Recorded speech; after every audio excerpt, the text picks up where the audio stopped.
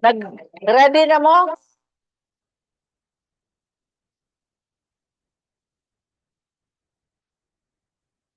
Okay, we're about to start. Please settle. 29. Doon na lang yun. 30 seconds more.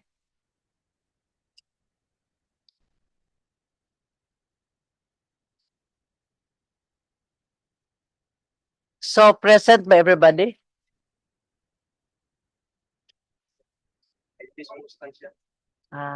Okay. Kinsa pay lain? Ibi. Aman.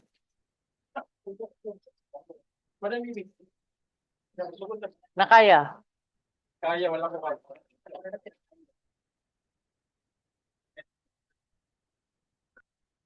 Uy, 2:30 naman na. Okay. Okay. The 96th regular session of the 20th City Council is now called to order.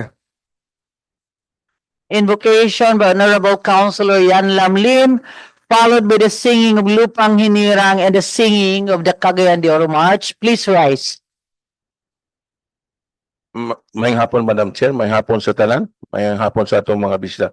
Let's bow our head and let's pray. Loving and gracious Heavenly Father, we acknowledge your holy presence today.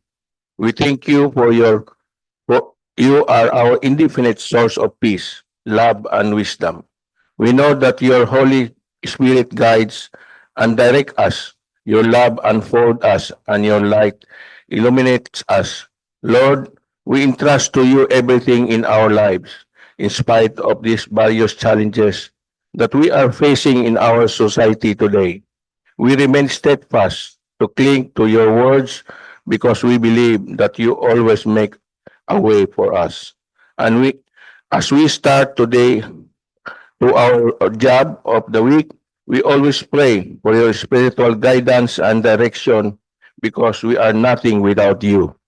We need you, Father God, not only in moments of great difficulties and danger, but every seconds of our life.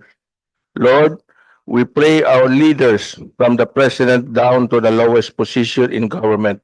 Grant them with your heavenly wisdom.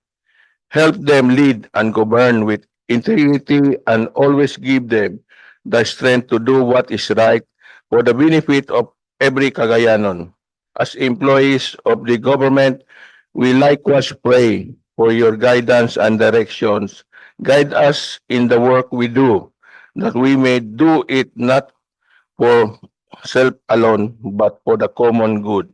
Teach us always to perform our job faithfully and diligently so that we will always be blessing and source of inspiration to our employees, especially to the people we need our service. Give us always the strength to do, patient to bear, and let our courage never fail. All these things we ask and pray in Jesus' mighty name. Amen.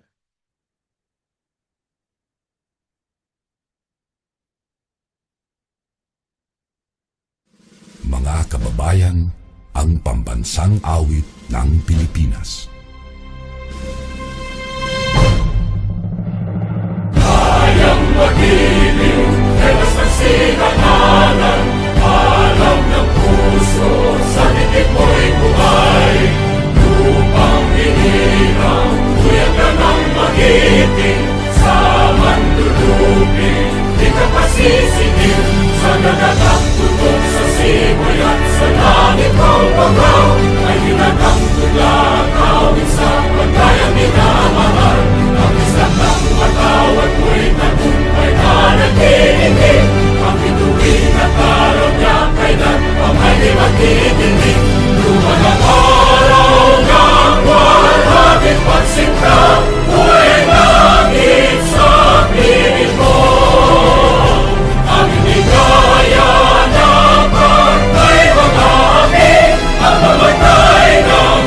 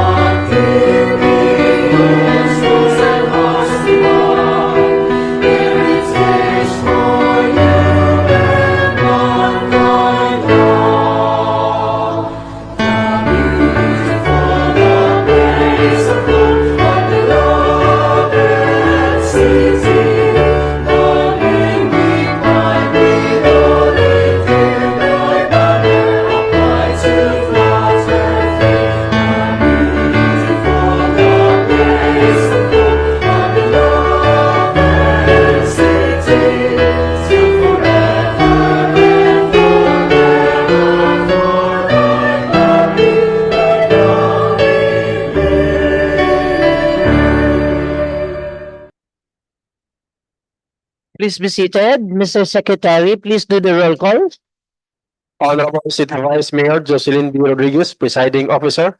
For the First District Councilors, Honorable Agapito Roberto G. Swan, Honorable Roger G. Abaday, Honorable J.R. Pascual, Honorable Amy Rose P. Moreno, Honorable Romeo V. Caliso, Honorable George S. Goking, Honorable Jose Pepe S. Abu Jr., Honorable Malvern E. Espacia.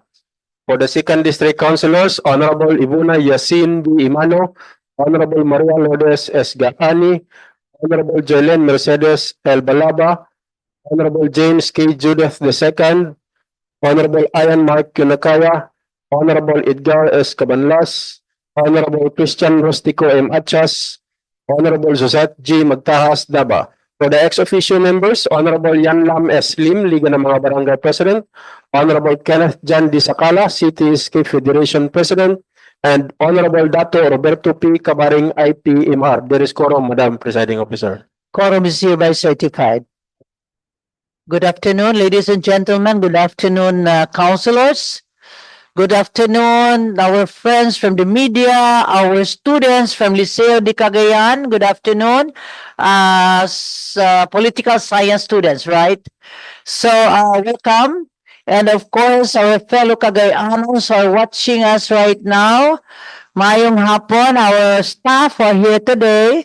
Mayong hapon ka natong tonight. Today is a family day. We're supposed to be home by 3 p.m. So work ends at 3 p.m., right? So I hope you go home straight to your house and home and be with your family because it's a family day. Why sorry, ha?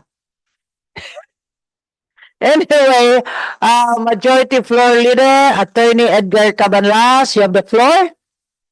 Thank you very much, our hardworking Vice Mayor, Bibot Rodriguez, members of the City Council, guests that we have here present in the gallery, especially the students from Liceo de Cagayan. I think on their benchmarking journey to observe the proceedings of the City Council.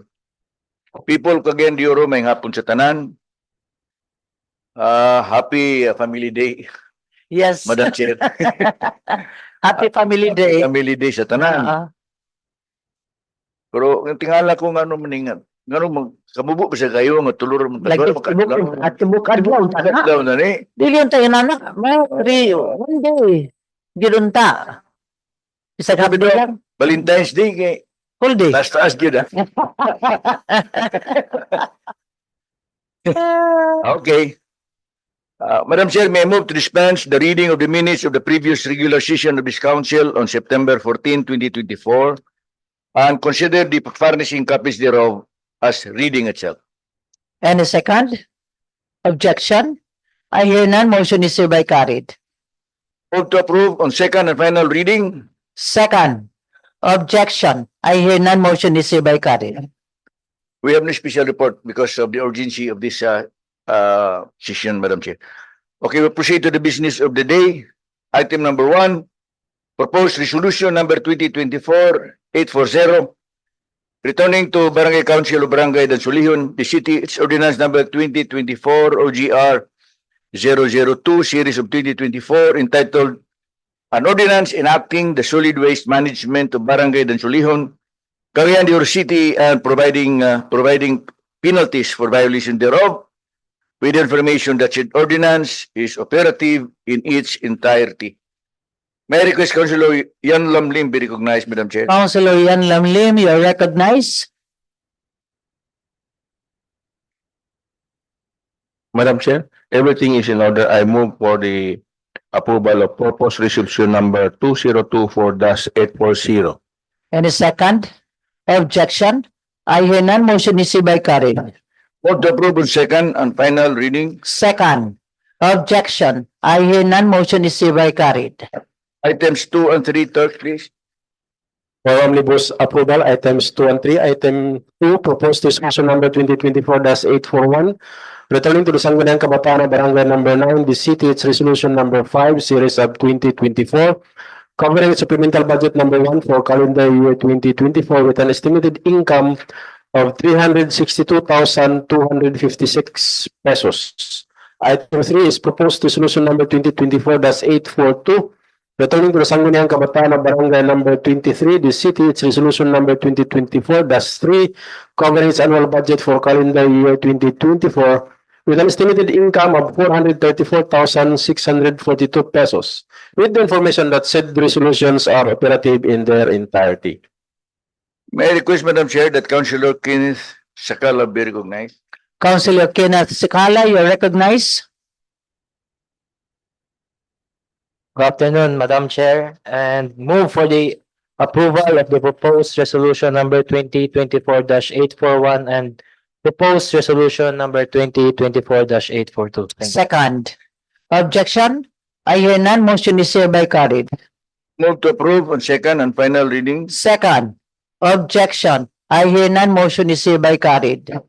Item 4, proposed ordinance number 2024-576, appropriating the sum of 16,185 pesos from the continuing appropriation annual budget CY 2023, non-office economic services sector land acquisition and expropriation, to be made available for the full payment of the claim for just compensation of improvements, plants and trees owned by Mrs. Marcita Kinuyog, which were traversed by the road right of way for the road opening and concrete paving of Sitio Dungguan Road realigned to Sitio Litig, located in Barangay Tignapuluan, the city, and for this purpose authorizing the Honorable City Mayor to sign the deed of absolute sale thereof. May I request, I move for the approval of this item, Madam Chair. Second.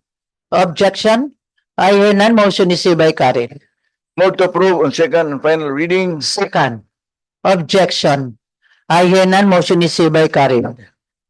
Item 5, proposed ordinance 2024-577, changing the nomenclature of the vacant position laborer item number 8 SG-1 to administrative aid 1 SG-1 in the plantilla of the office of the city building official, the city, to comply with the Department of Budget and Management Local Budget Circular number 137-2021, entitled Index of Occupational Services, Position Titles and Salary Grades in the Local Government, iOS LGU CY 2021 edition. May I request Councilor Romeo Calizo be recognized, Madam. Councilor Romeo Calizo, you are recognized.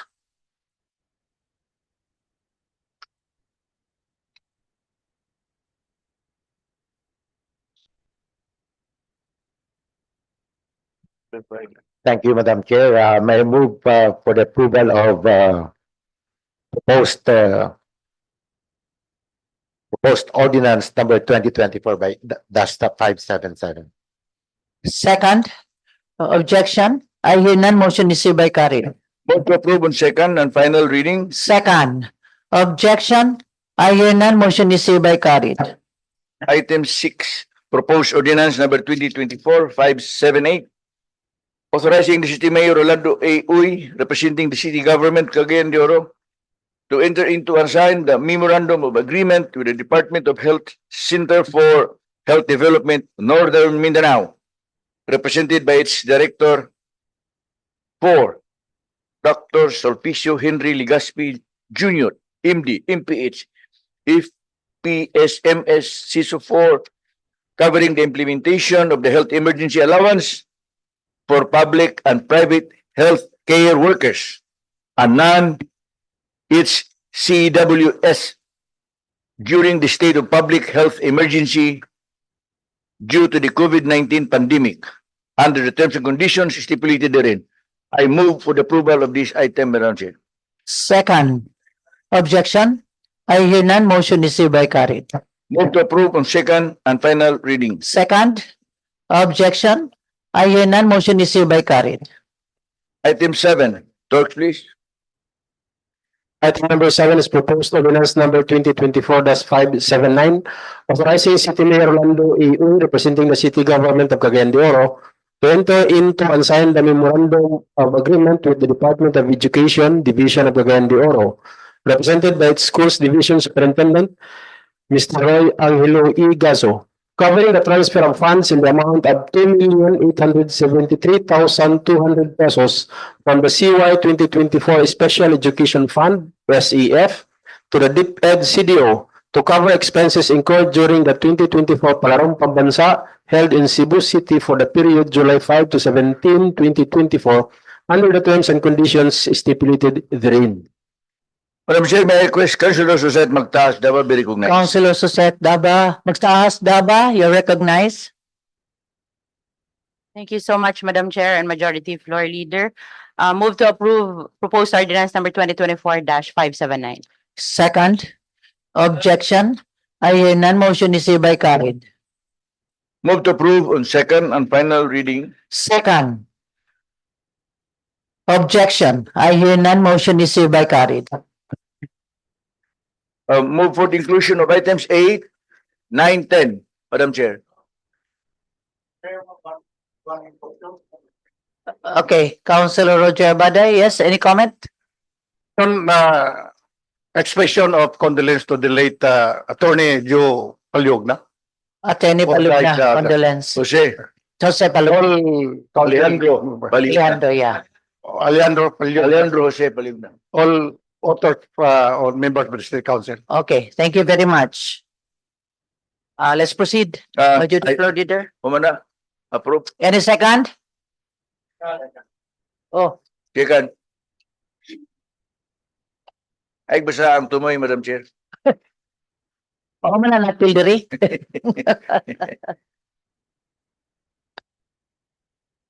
So, any second? Seconded, second. Okay, second, objection. I hear none. Motion is hereby carried. Item 8, Turks, please.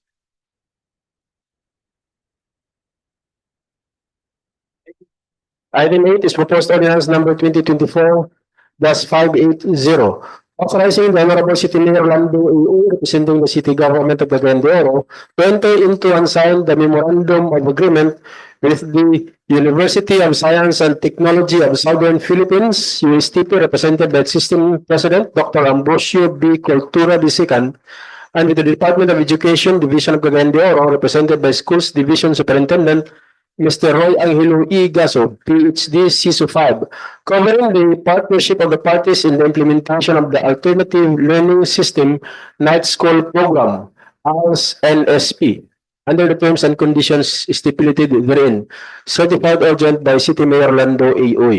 Madam Chair, may I request Councilor J. Rua Pascual be recognized. Councilor Jeroa Pascual, you're recognized. Good afternoon, Madam Chair, Majority Floor.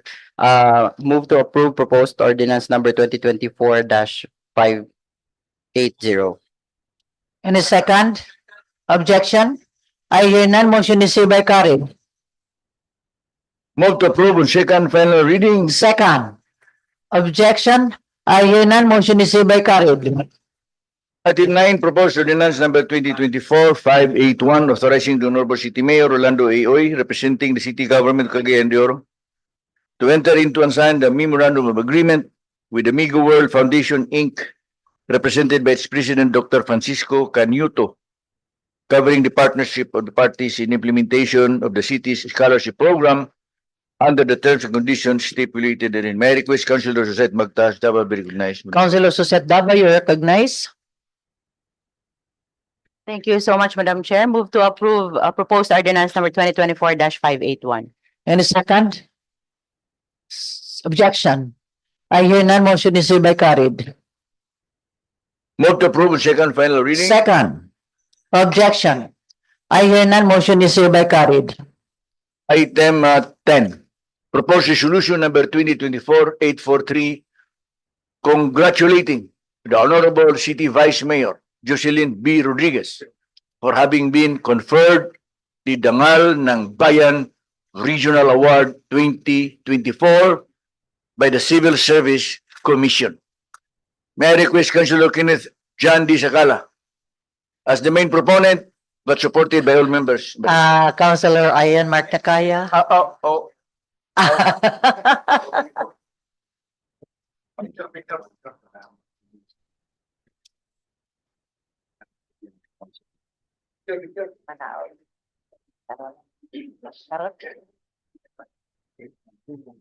Okay. May I request a pro tempore, Romeo Calizo, since it involves my name though, so you will be the one who will do what you call this, the motion for approval. Manaog sa ako pro tempore. Bailota.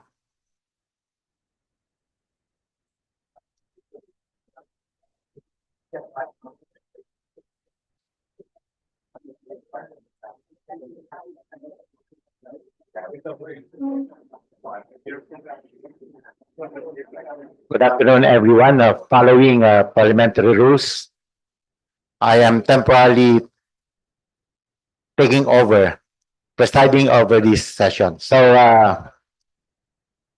again, if a little redo on the motion, may I recognize again the majority floor leader to provide us with the imprimatur. Okay, again, I repeat, item 10, proposed resolution number 2024-843, congratulating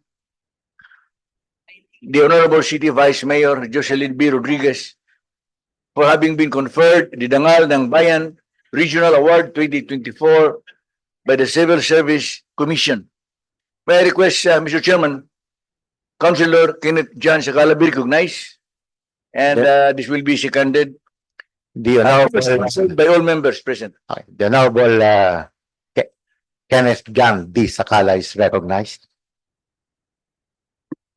Good good afternoon, Mr. Chair, and before I make the motion to approve this proposed resolution, let us all magpakpakan sa ato. Let's all clap our hands as a congratulating our Vice Mayor.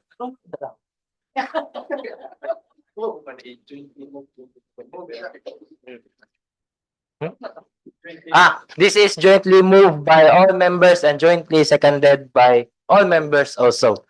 And for that, motion to approve, Mr. Chair. Okay, any second to the motion? I second. Any second to the motion? So jointly seconded. So it has been moved and seconded that we, the members of the City Council, 20th City Council, congratulates officially the awardee, our Honorable Vice Mayor Jocelyn B. Rodriguez. Congratulations, Vice, for the award. So, can I give back the floor? Okay. Congratulations again to Honorable Vice Mayor.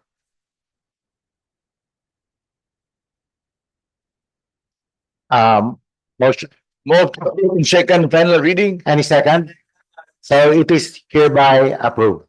Mm. So, may I again relinquish this position as the presiding officer and give back the honor to our Honorable Vice Mayor, our awardee, the Honorable Jocelyn D. Rodriguez.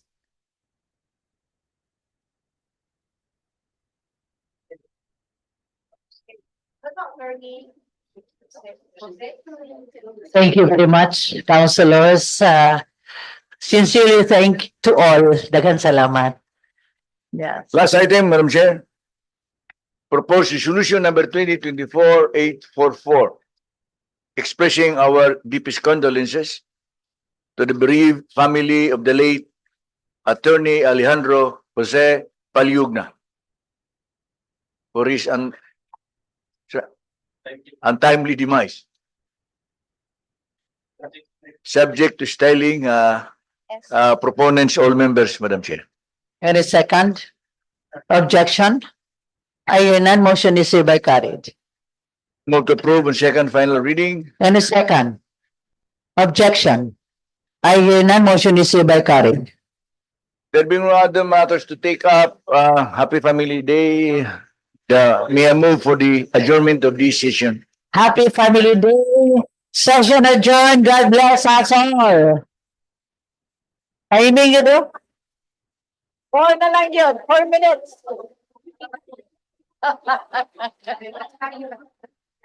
4 minutes na lang.